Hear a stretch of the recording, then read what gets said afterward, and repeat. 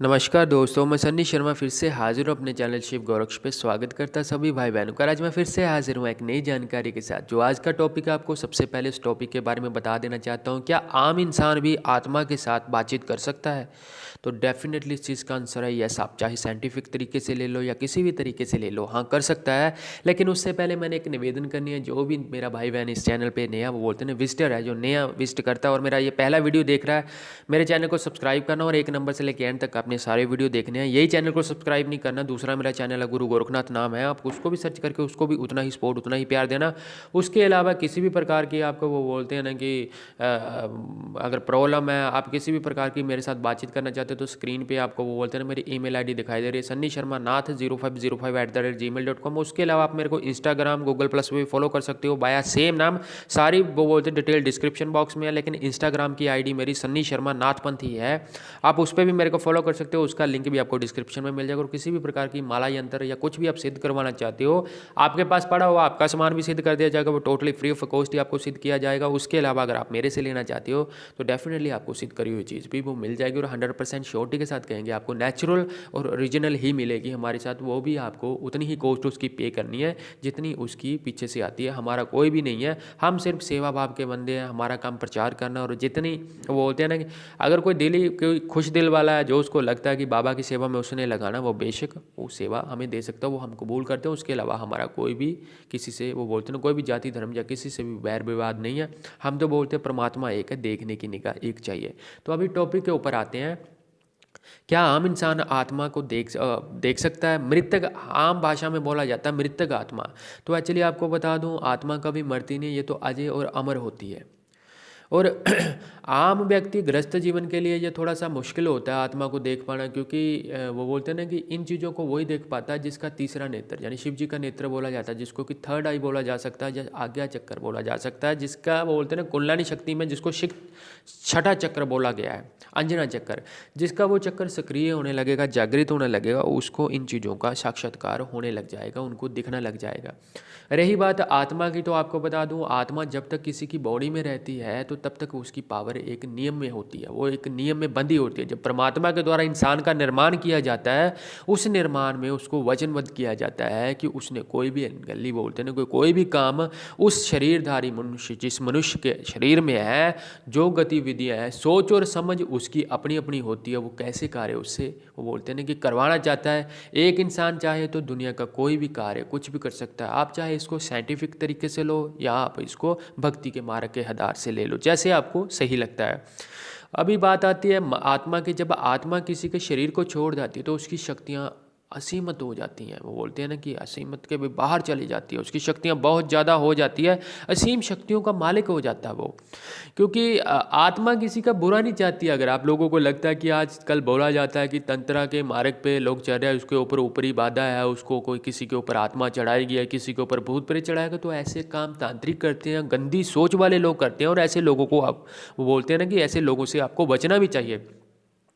बचने के लिए आपको क्या करना होता है? कुछ नहीं करना। आप नॉर्मल अगर पूजा भक्ति भाव पे आप चलते हो, अगर आप भक्ति करते हो, तो आप हनुमान बाबा जी का चालीसा का पाठ भी कर सकते हो, बजरंग बाण भी पढ़ सकते हो। उसके अलावा जिस भी देवी देवता को आप मानते हो, चाहे वो शिव जी बाबा जी हैं, चाहे वो मेरे सदगुरु महाराज गुरु गोरखनाथ जी, चाहे नाथ संपदा से मेरे सिद्ध जोगी बाबा पौना हरि बाबा बालकनाथ जी, या कोई भी बाबा है, वो जरूरी नहीं है कि एक है। किसी भी देव को आप मानते हो, उनके आप कवच पढ़ सकते हो। उस कवच को पढ़ने के साथ क्या होता है कि आपके शरीर के बाहर एक हवा का घेरा बनता है, उस घेरे के अंदर कोई भी घुस नहीं पाता, आपको प्रोटेक्शन मिलती है उस कवच के आधार पे, क्योंकि उस देव की शक्ति आपके ऊपर रहती है। और अगर देव की शक्ति, आपको पता ही है कि किसी के ऊपर अगर देव हाजिर हो जाए, किसी के ऊपर कृपा कर दे, तो फिर वो उस इंसान के बेड़े पार हो जाते हैं। आत्मा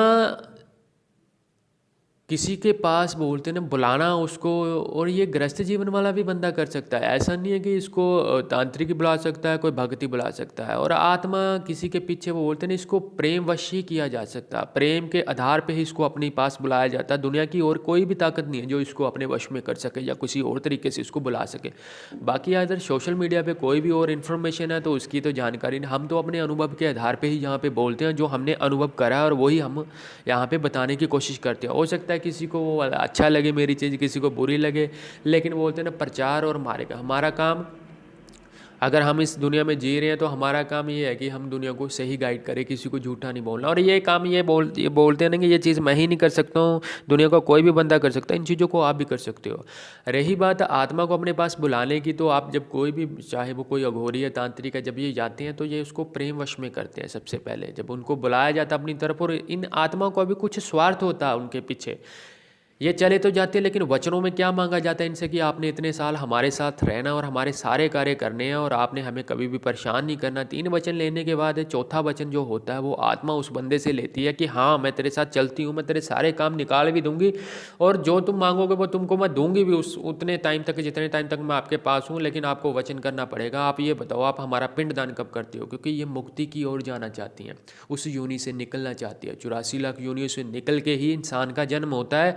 इंसान ही एक परमात्मा का बनाया गया, वो बोलते हैं ना कि नायाब कह सकते हो आप, या उनको कह सकते हो कि एक बहुत ही बहुमूल्य चीज़ है जो परमात्मा के द्वारा बनाई गई और वही मोक्ष को प्राप्त कर सकते हो। जो 5 कला संपूर्ण है, जो कि 5 कला संपूर्ण है, बाकी जितने भी वो बोलते हैं ना कि जीव जंतु हैं वो पूर्ण नहीं है, सिर्फ इंसान को छोड़ के। और इंसान ही गलत काम करवाता है उन आत्मा को अपने वश में करके, कि किसी के ऊपर ऊपरी कर देना या कुछ भी कर देना। सब कुछ आत्मा किसी का बुरा नहीं चाहती है, किसी को कष्ट नहीं देना चाहती है, लेकिन इनको वचनों में बांध के ही किसी, वो बोलते हैं ना, किसी तांत्रिक के द्वारा या किसी भ्रष्ट बुद्धि के द्वारा ही गलत काम करवाया जाता है।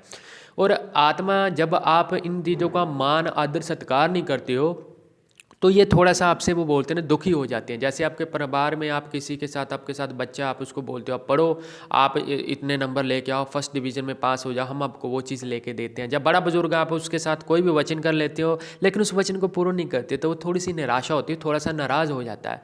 और यही चीज़ हम आपको बोलते हैं, यही इन चीज़ों के रूप वो आपको कष्ट देता है और घर में, वो बोलते हैं, लड़ाइयाँ झगड़े होने लग जाती हैं, तरक्की रुक जाती है। इसका कारण है पितरदोष। तो पितरदोष भी आत्मा का स्वरूप होते हैं। ये आत्मा ही है जिनको आपको, वो बोलते हैं ना कि थोड़ा सा, बोलते हैं कि बच्चे की तरह रखना पड़ता है, इनका आदर मान सत्कार करना पड़ता है और समय समय पे इनको चीज़ें देनी पड़ती है।